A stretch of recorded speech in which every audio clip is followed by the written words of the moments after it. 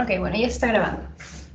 Entonces, básicamente voy a dar una pequeña introducción antes de empezar la clase porque tenemos como hasta la una, así que hay tiempo. Como les dije, biología es un curso muy importante porque, bueno, ustedes el ciclo anterior han llevado PBM, que es un curso hermoso, y química. Entonces, en química han visto algunos conceptos que les van a servir para entender mejor biología y ahorita en biología lo que van a aprender les va a servir tanto para anatomía, bueno, para anatomía no mucho, para esto sí les va a servir en lo que es uniones celulares, que ya es la segunda parte de este curso, también para embrio.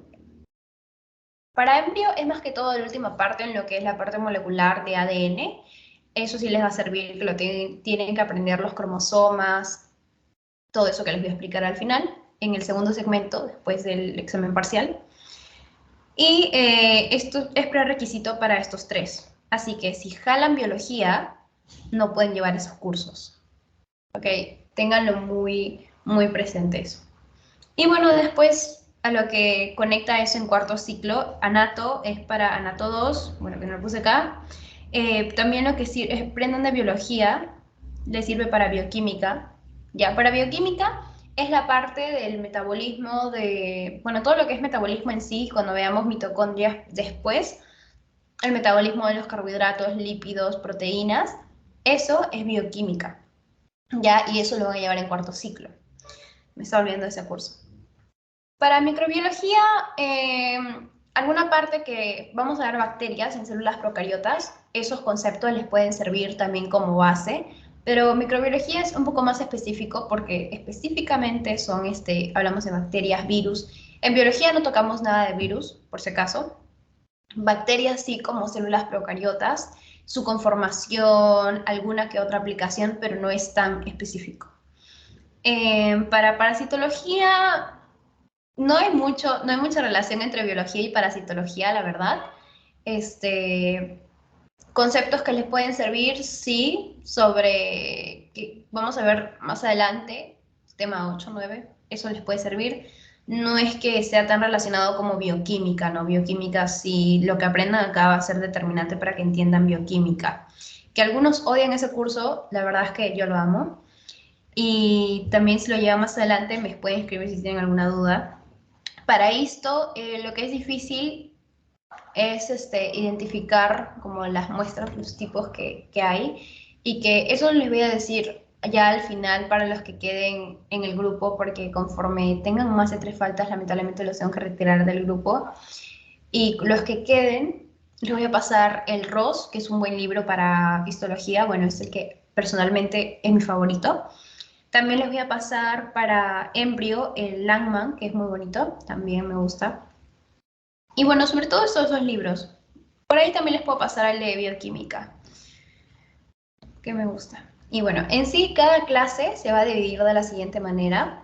Ojo, esto es una introducción que les estoy dando por esta vez porque es la primera semana, pero de ahí las próximas semanas simplemente empezamos de frente con la clase, sino que es para presentarnos, conocernos y todo eso.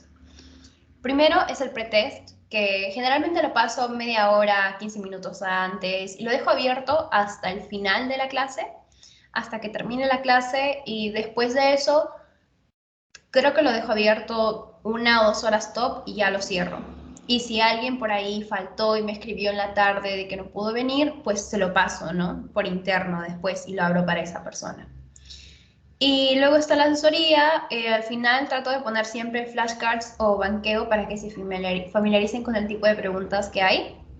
Que no son preguntas muy complicadas, pero el problema entre comillas con biología es que son preguntas muy rebuscadas. Entonces tienen que leer un poquito más de lo que les da la teoría, porque el PPT, déjenme decirles que no es suficiente. Hay siempre, o sea, lo que yo siempre les aconsejo a mis alumnos es que, bueno, a mis asesorados, es que memoricen los conceptos base que yo les doy y en base a eso después van agregando datos, porque el examen muchas veces es dateo, pero si tú sabes bien tu teoría, no te va a agarrar de sorpresa porque puedes relacionar más que todo. ¿No? Y bueno, y después el post-test sí lo paso, lo dejo 2 horas máximo y lo cierro. que lo paso siempre al final de la clase por acá, por el Teams y por el grupo de WhatsApp. Igual si alguien no pudo venir o tuvo algún problema, lo abro para esa persona. Los libros, que siempre me preguntan, ¿qué libros recomiendo yo? Personalmente, el CARP, este de acá, que lo tengo acá, un ratito. Este, ay, no se ve muy bien, ahí se ve. El CARP, que me encanta de verdad, lo he recontra leído, está muy viejito ahora. Y el de bioquímica, que siempre les recomiendo, es el Harper, que es este de acá, que ahorita no lo van a usar, pero después sí les va a servir bastante para el cuarto ciclo todavía, el próximo año. Y el que les pasé, que es para física, porque eso seguro les va a decir su asesor, física no es tanto la física del colegio que vimos, o sea, no es tanto operaciones y cosas así, matemática. No, es una física más aplicada a la medicina, por eso para mí fisiología básicamente no es lo mismo. La fisiología es como básicamente cómo funcionan los sistemas y todo eso. Entonces van a ver ustedes una parte física, fisiología respiratoria, la física de la respiración creo que le dicen, no me acuerdo cómo le llaman, pero es básicamente la fisiología, inspiración, expiración, qué músculos están ahí y la capacidad, el volumen, todo eso. Todo eso, por eso les pasé el Guyton, que lo pueden guardar para cuando estén en tercer año, de verdad sirve un montón, para fisiología sirve un montón. Y bueno, el libro que les dije que en lo personal es un libro muy bonito, no es mi preferido, pero es un libro muy bonito, el Robertis, que se los voy a pasar después. Y este de acá que no es mi favorito tampoco, pero igual lo puse ahí porque en la teoría lo usan como referencia. Entonces es importante tener esos conceptos claros. Bueno, ahora sí vamos a empezar ya sin más intro, que me he tirado 18 minutos de intro. Vamos a empezar con el tema de hoy, que es origen de la vida, teorías y evolución. Ahora, ¿qué es la vida? ¿No? Seguro, no sé, no estoy segura si ya les han subido sus PPTs de teoría, pero bueno, igual cuando lo suban lo pueden ver. Yo siempre después de la clase les paso estos PPTs para que los tengan ahí, así que normal. La vida desde el punto de vista biológico, nosotros vamos a diferenciar dos conceptos. Primero, vida y luego ser vivo. La vida es la capacidad, básicamente, que tiene un ser de nacer, crecer, metabolizar, responder a estímulos, reproducirse, morir a lo largo de generaciones, ¿no? Y también de evolucionar, que lo vamos a ver más adelante en las teorías de la evolución. Cuando hablamos del ser vivo es diferente porque es un sistema. Entonces, la vida es la capacidad y el ser vivo es el sistema. El sistema que es capaz como mínimo de reproducirse y de evolucionar. Entonces tenemos estas características de acá que las voy a resaltar porque siempre las toman en el parcial. Ya, puede ser que les tomen una, puede ser que les tomen todas, quién sabe, pero tienen que saberlas para eso. El movimiento es la característica del ser vivo más evidente. La irritabilidad es la característica del ser vivo para responder a los estímulos del medio ambiente. La reproducción es la característica más universalmente conocida y la organización específica, que es la característica común de la vida. ¿Ok? Acuérdense de estas 4 características. Ahora, viendo de la vida, ¿cómo se originó la vida? No, es algo que en todo momento nos hemos preguntado, creo que todo el mundo se lo ha preguntado. Y bueno, acá manejamos 4 teorías, ¿ya? Primero tenemos la teoría del creacionismo, básicamente el inmovilismo de las especies. Entonces, ¿de qué se trata eso? Bueno, nos dice que la vida fue creada por una fuerza sobrenatural o divina, ¿ya? Y cada especie se originó separada de la otra. No hay evolución. La Biblia, Adán y Eva, ya se crearon como están. No hay evolución y todo permanece fijo. Y a eso se llama inmovilismo de las especies. Ahora, es una teoría que no la vamos a profundizar mucho en este tema. ¿Ok? Luego, la teoría de la generación espontánea. De esta sí vamos a hablar de, bueno, 3 personitas, que ahorita lo vamos a ver. ¿Qué nos dice la teoría de la generación espontánea? Como su nombre lo dice, la vida surgió de forma espontánea. O sea, ¿a partir de qué? De materia inerte. ¿Y qué es la materia inerte, Cindy? Bueno, materia inerte, barro, estiércol, ropa sucia, de todo. Y esto se surgió sin ningún tipo de proceso previo.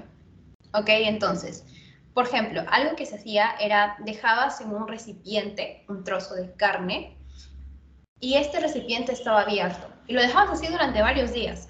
Entonces, luego de ese tiempo, ¿qué pasa? Como lo dejaste abierto, ¿qué veías? A las moscas dejaban sus larvas, aparecían gusanos, ¿ya? Y por eso, uy, generación espontánea, lo dejé abierto y mira, ya hay vida, ¿no? ¿Y quién planteó esta teoría? Aristóteles, ¿ok? Y Aristóteles, un gran pensador de la época, o sea, si Aristóteles decía A, era A. Entonces, por mucho tiempo la gente siguió creyendo eso, ¿no? Y luego, ¿qué pasó? Vino Francesco Redi. Francesco Redi refutó esta teoría de la generación espontánea. Pero, como les dije, muchos años se creyó eso. Entonces, si alguien viene y te dice que no es así, tú le vas a creer, o sea, vas a dudar un poco, ¿no? Entonces, no fue tomado mucho en cuenta. Y para demostrar lo que él pensaba, puso de nuevo un recipiente abierto y que observó que aparecían gusanos y moscas. Pero luego, ¿qué pasa? Cuando dejas ese mismo frasco, pero tapado, ya con un pergamino o con gasa, no va a aparecer, pues, moscas, no van a aparecer moscas ni gusanos. Entonces, ellos van a estar como que arriba en la gasa, en el pergamino, ¿ok? Entonces, Reddy lo que dijo era de que los gusanos y moscas no se originaban de la nada, sino que lo que pasaba es que cuando dejabas el frasco abierto, las moscas venían, dejaban sus huevos, que luego se formaban larvas. No es que de la carne, de la nada, aparecían las larvas. No, no era así. Pero igual, como les digo, no, nadie le creyó. Y para eso hubo un debate ya entre Needham y Spallanzani. Y lo que pasó es básicamente ellos querían saber cuál era el origen de los microorganismos y para esto hicieron el famoso experimento del caldo de cultivo que es este de acá.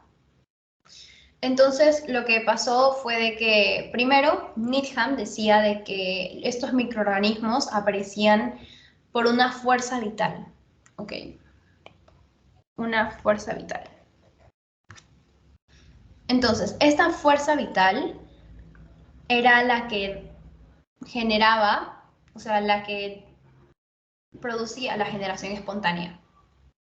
Era por eso. Pero lo que hizo fue calentó el caldo con el recipiente, o sea, sin tapar, lo calentó y al enfriarlo, como lo había dejado abierto, ¿qué pasó? Microorganismos, ¿ya? En cambio, Spallanzani dijo que no existía la fuerza vital. ¿Y cómo lo demostró? Bueno, él igual tenía un caldo de cultivo, ¿ya? Un caldo. Lo que pasa es que esta vez lo tapó de una forma hermética para que no deje entrar nada, ni una mosca ni nada. Y lo que pasó es que no crecieron los microorganismos. Entonces, a él le dijo, ok, si tú cierras la tapa, no hay microorganismos. O sea, no hay fuerza vital, no es que sale de la nada, porque ese caldo no tenía estos microorganismos. En cambio, si tú lo dejas abierto, lógicamente, vienen las moscas, pasan por ahí, deja su huevo, salen las larvas. Entonces, él dijo de que no existía la fuerza vital, pero luego vino Needham y le dijo que obviamente que no va a haber fuerza vital porque si tú cierras el frasco no pasa el aire y el aire es necesario para la vida, pero bueno. ¿Quién determinó, bueno, desterró de manera definitiva todo esto? Pasteur, ustedes conocen la pasteurización. Ustedes conocen la pasteurización. Y básicamente él lo hizo ¿con qué? Con el matraz de cuello de cisne. Entonces, tenía un caldo, ya lo vertió en un frasco y con el calor lo que hizo fue doblar el cuello del frasco. Una vez que lo dobló, lo hirvió y como lo hizo de una forma diferente, cuando ya lo dejaba reposar, el polvo, los microorganismos, todo quedaba retenido en el cuello, ¿ya? Y no podía pasar. porque todo entraba acá y no podía pasar por acá, porque el aire iba en este sentido, no podía llegar acá. Entonces nunca se contaminaba el caldo. En cambio, si él lo que hacía era inclinarlo para favorecer el aire, lógicamente se contaminaba.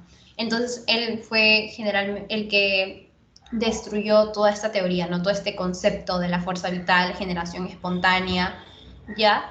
¿Y qué dijo? De que un ser vivo procede solo de otro ser vivo. ¿Cómo se llama este concepto? Biogénesis, ¿ok?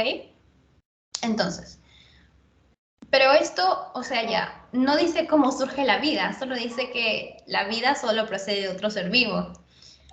Otras teorías vinieron, antes de hablar de esa, de la panspermia, ya que fue planteada por Arrhenius, y una evidencia de esta teoría es la magnetita, ¿ok? ¿Y qué es lo que dice? Que la vida habría surgido, bueno, se habría propagado desde otro sistema solar a través de esporas que viajaban en meteoritos. A favor está de que en algunos meteoritos han encontrado moléculas orgánicas, aminoácidos, y también fósiles de bacterias.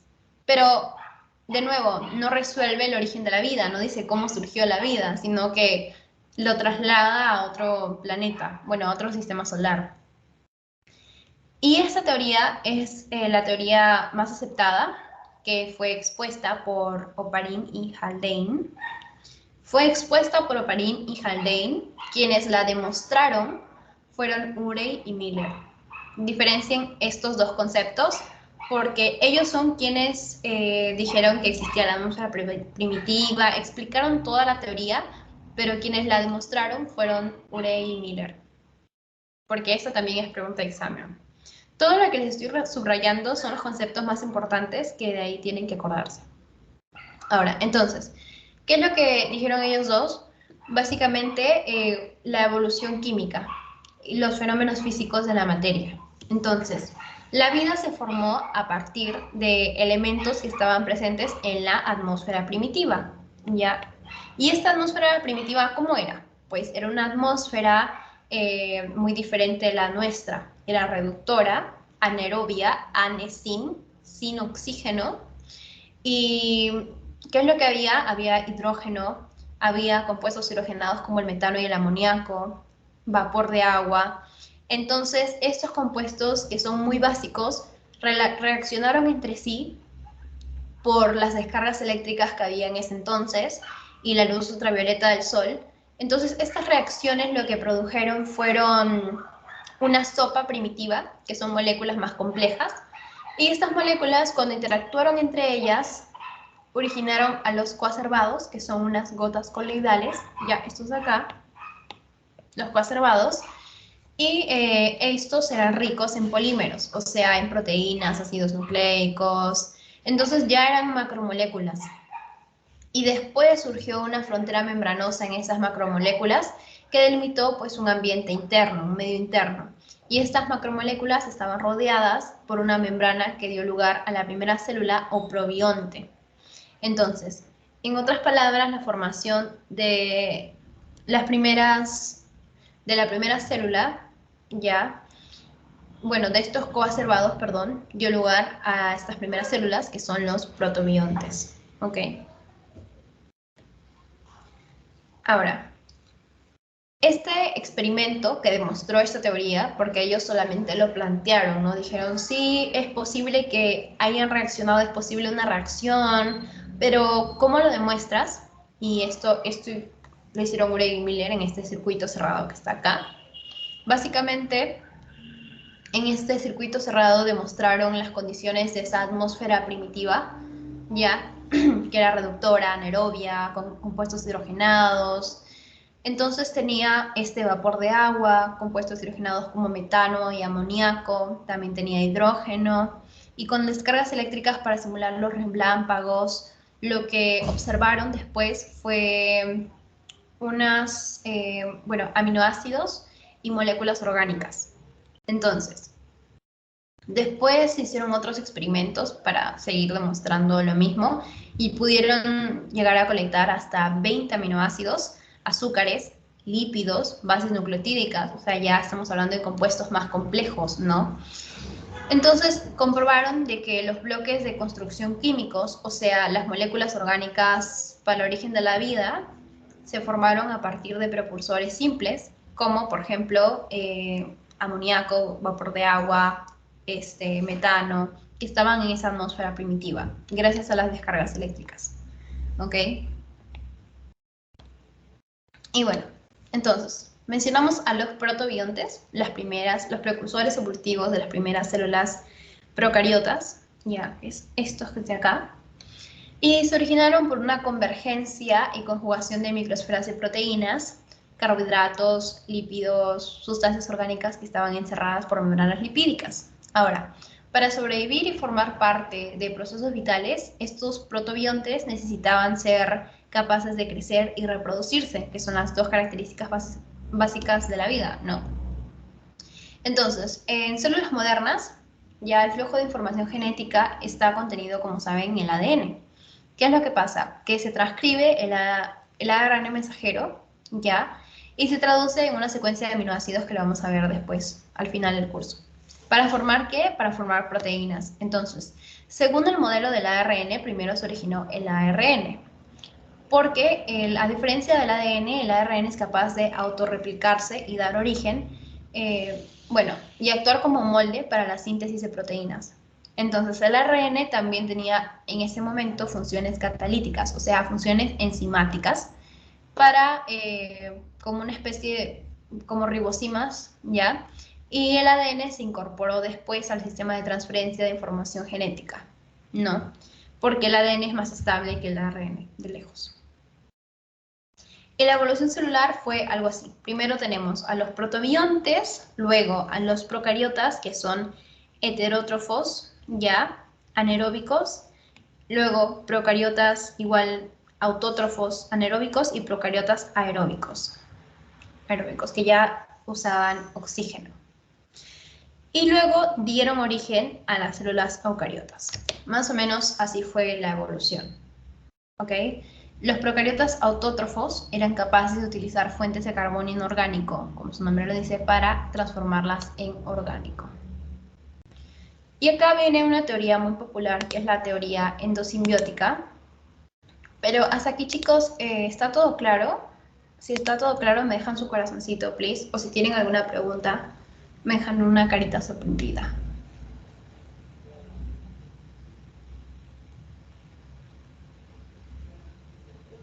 Ok, veo muchos corazoncitos, entonces vamos bien.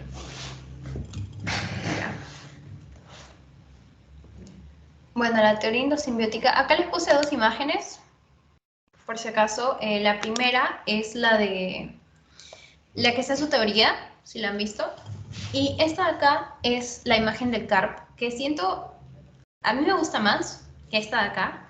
Esta tiene más texto, sí, es más fácil de memorizar, pero creo que esta es un poquito más, bueno, es un poquito más entendible, al menos para mí. Ahorita les explico. Cuando hablamos de esta teoría endosimbiótica, sabemos que fue propuesta por Lynn Margulis, ya. Nunca sé si pronuncio bien su nombre, porque siento que es medio raro, pero está acá, Lynn Margulis. Y básicamente es la teoría de la endosimbiosis en serie, así se le conoce. Básicamente hablamos de las células eucariotas y cómo surgieron a través de incorporaciones simbióticas de bacterias de vida libre. Tenemos primero una célula huésped procariota original, ¿ya? Y a través de invaginaciones en su membrana logra engullir o fagocitar, que después vamos a ver la diferencia, a una bacteria aerobia, ¿ok? Y esta bacteria aerobia con el tiempo pues se habría transformado en una mitocondria, ¿ya? En una mitocondria. Y así dio lugar a lo que es una célula eucariota, pero hablamos de una célula eucariota animal. También en las células eucariotas de algunos protistas, ¿no? ¿Y qué pasó con esta célula? Hizo una segunda fagocitosis, ¿ok? Pero esta vez de una bacteria fotosintética de vida libre. ¿Y en qué se convirtió? En cloroplastos. Entonces, estos cloroplastos dieron origen a una célula eucariota vegetal.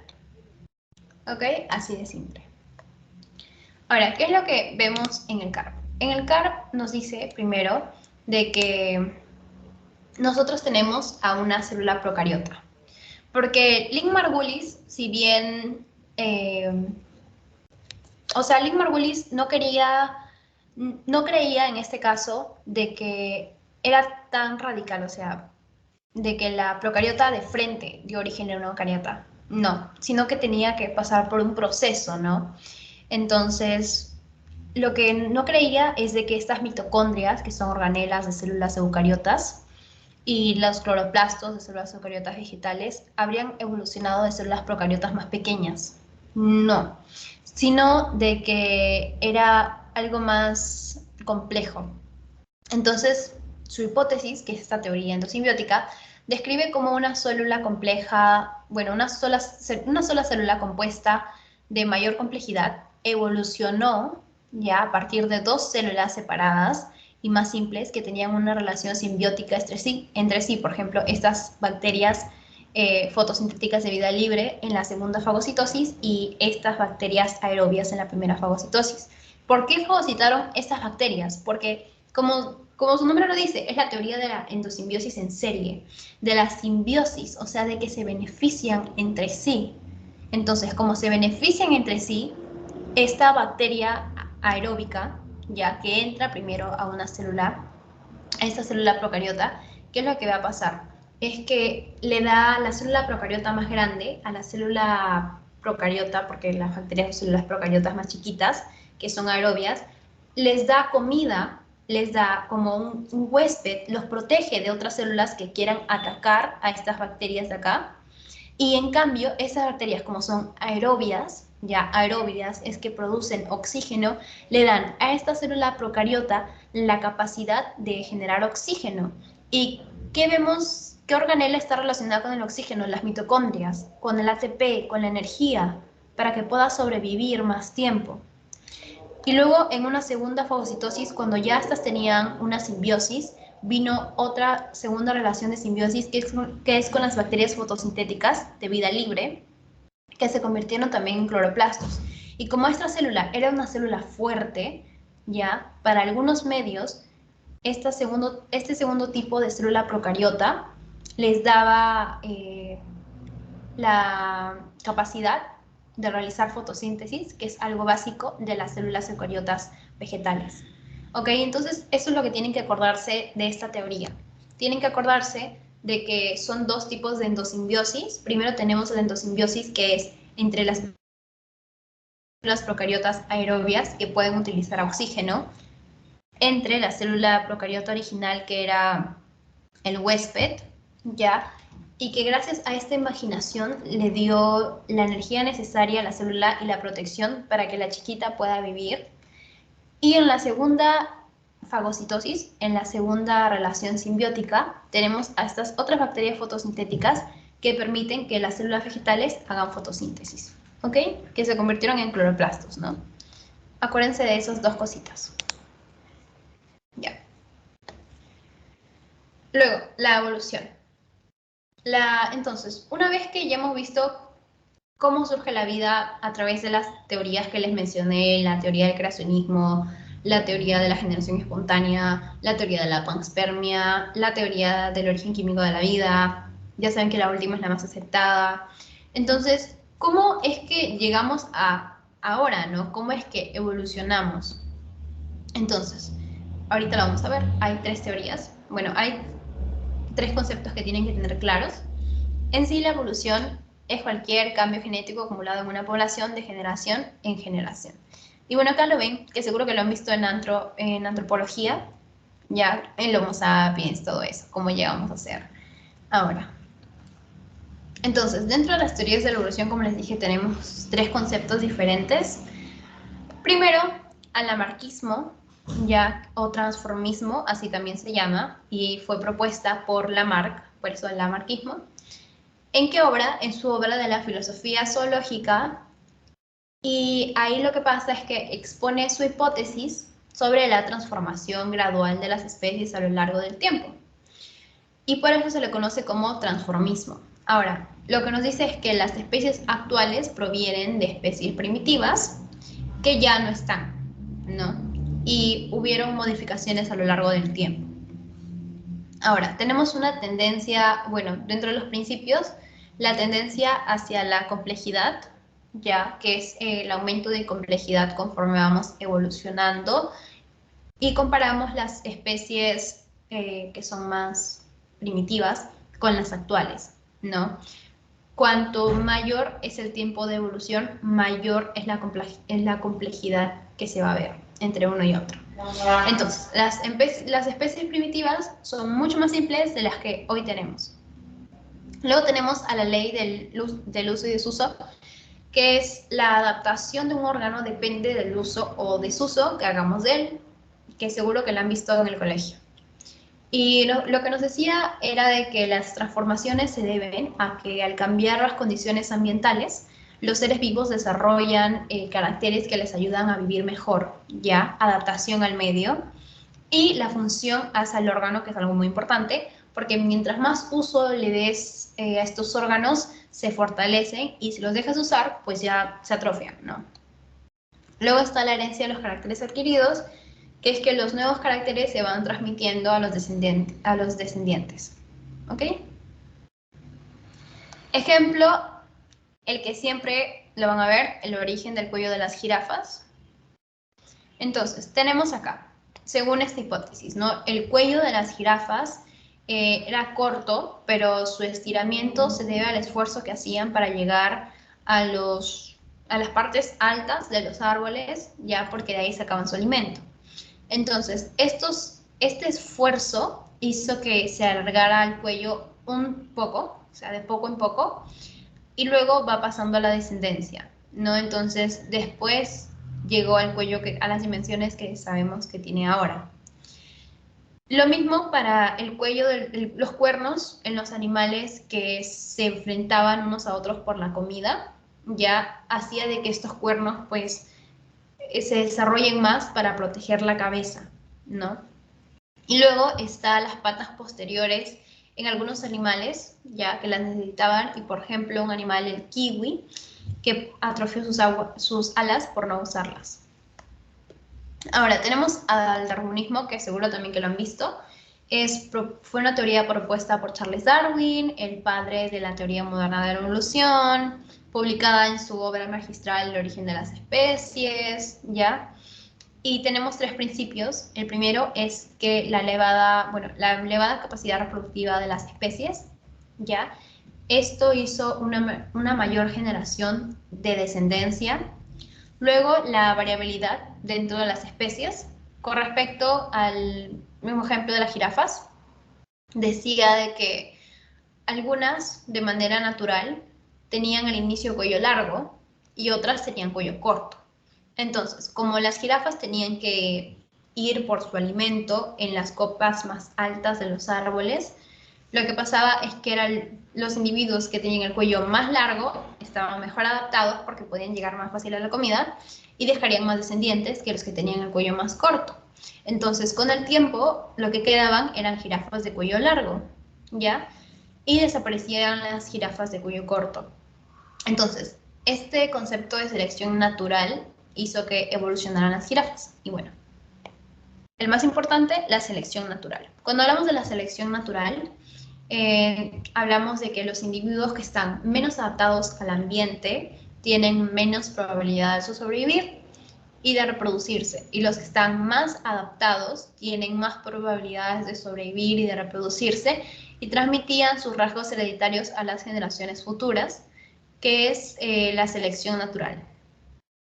Entonces, otro concepto es el neodarwinismo síntesis moderna, que no tiene nada que ver con Darwin, porque acá él ya estaba muerto, sino es propuesto por otros científicos, el que vimos hace un rato, Haldane, también está otro que es Fisher, ¿no?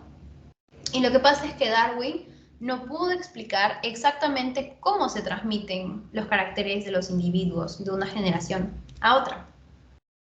Entonces, esta teoría, ya, quien apoya esta teoría más que todo es Mendel, porque Mendel, que es el padre de la genética, él dilucidó estos patrones básicos de herencia, ¿no? Y bueno, después, entre los años 30 y 40, los biólogos lo que hicieron fue combinar los principios de la herencia mendeliana con la teoría de Darwin y dieron origen a esta síntesis moderna, ¿no? Entonces, la variación en la descendencia que dijo Darwin, esto se explica por la presencia de mutaciones o cambios en el ADN que producen una variabilidad genética sobre la cual actúa la selección natural. ¿Ok? Ya. Y bueno, al final, para terminar esta partecita, tenemos a la clasificación de los seres vivos. Clasificar es ordenar los organismos en grupos con bases en semejanzas que reflejen las relaciones evolutivas entre los linajes, ¿no?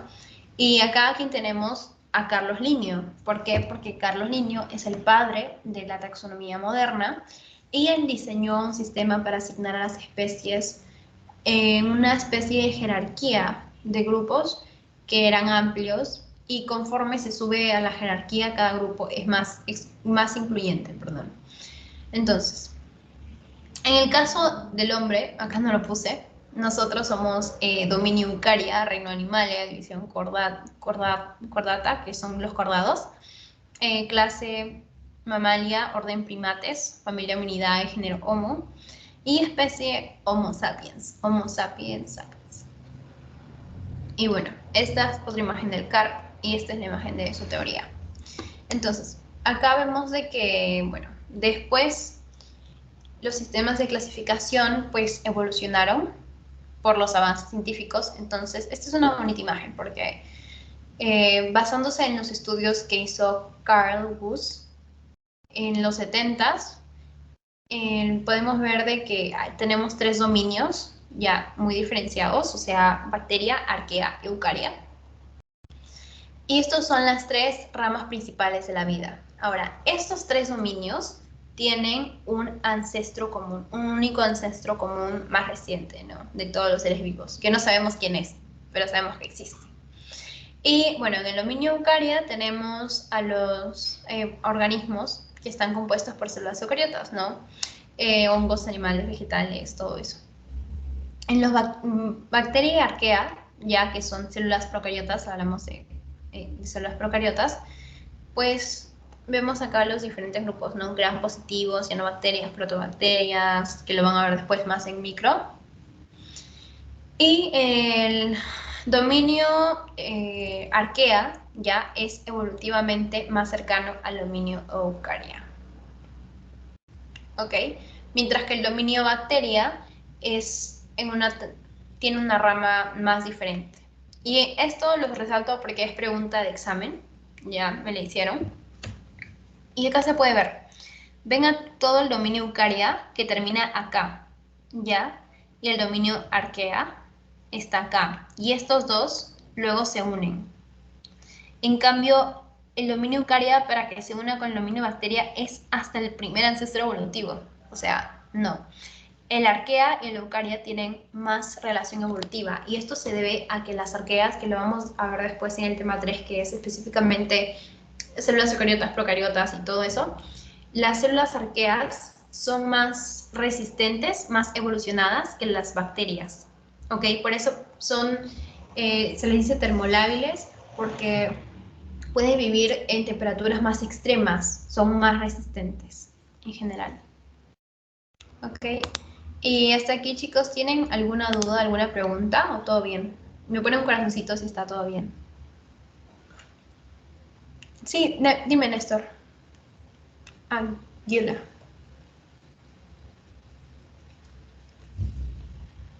Creo que alguien levantó la mano.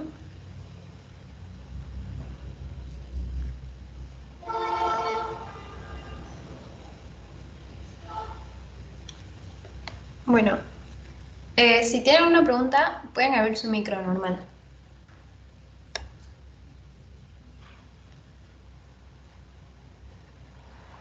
Ok, creo que está todo bien. Igual, estas son 3 flashcards que les hice, me parecen importantes. Primero, esta de acá, de la teoría de la panspermia, la magnetita, porque es una pregunta de examen pasado. La hereditabilidad también es pregunta de examen pasado. Esta no es pregunta de examen pasado, pero no lo mencionan en su teoría Así que es probable que en algún momento les hagan esa pregunta. Y cuando hablamos de la teoría celular, para explicar un poquito esa parte, más o menos en 1830 ya es cuando se dio el boom de la importancia de las células. Y quienes postularon esta teoría son Schleiden ya, y Schwann. Entonces, dijeron de que a pesar de que habían diferencias en las estructuras de los tejidos, las plantas, por ejemplo, estaban hechas de células y que el embrión de la planta surgía de una sola célula. Entonces, luego vino Schwann, y Schwann es el que explicó la base celular de la vida animal y de las plantas, ¿no?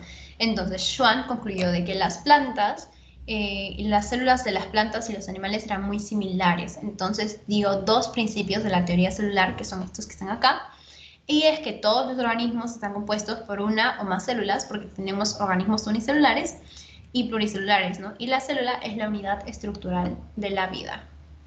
Ok, acuérdense de esa partecita.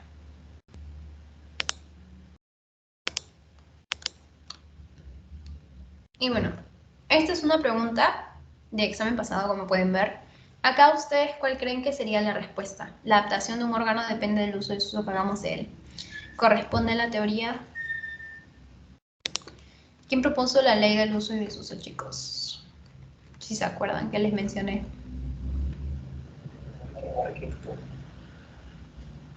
Creo que alguien dijo algo, pero no escuché bien.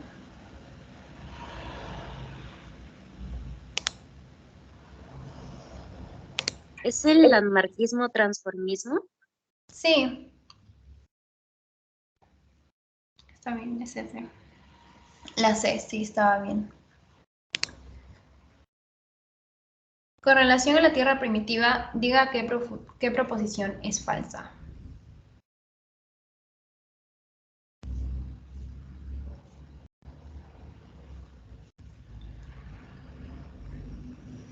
¿Cuál creen que es ahí, chicos?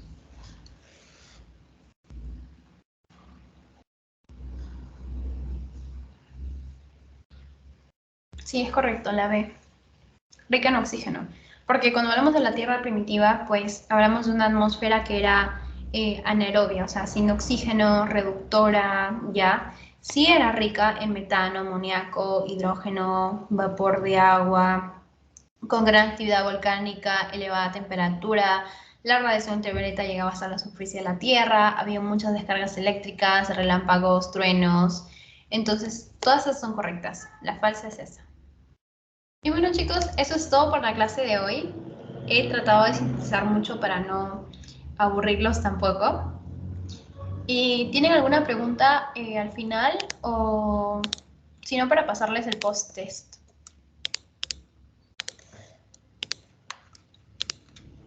Si todo está bien, me ponen un corazoncito, porfis.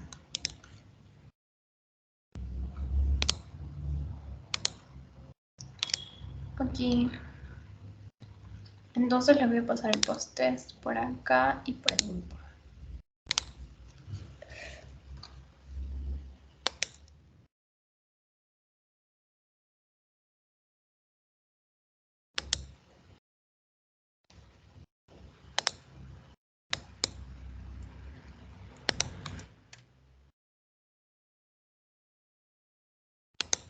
Ya.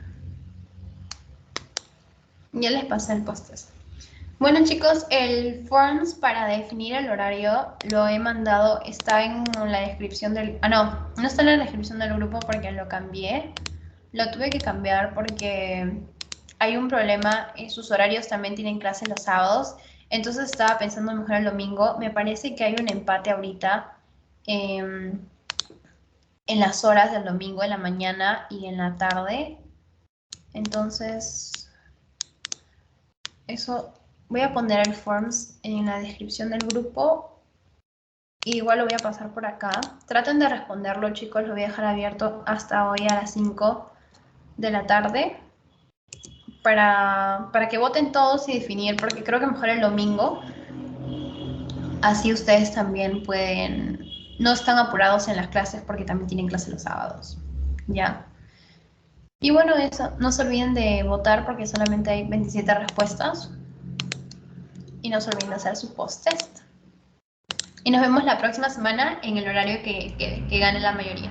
Y si tienen algún problema o algo, me escriben nomás para poder solucionarlo. ¿Ok, chicos? Cuídense.